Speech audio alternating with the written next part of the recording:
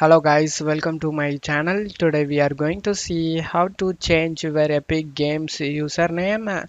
I show you guys how to do it. Open up your browser and search for Epic Games.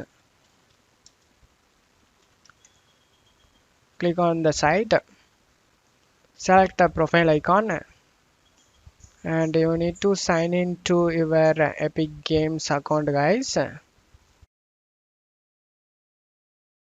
After signing to your account, click on the profile icon again and select account. Now you can able to see the display name over here. Click on the edit icon and you need to type the new name guys.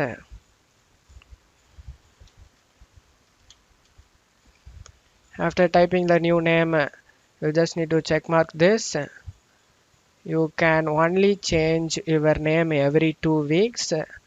Then you just need to select confirm. Your display name changed successfully guys. I hope this video helped you guys. If the video helped you, don't forget to leave a like guys. You can also subscribe me and support me guys. Thank you.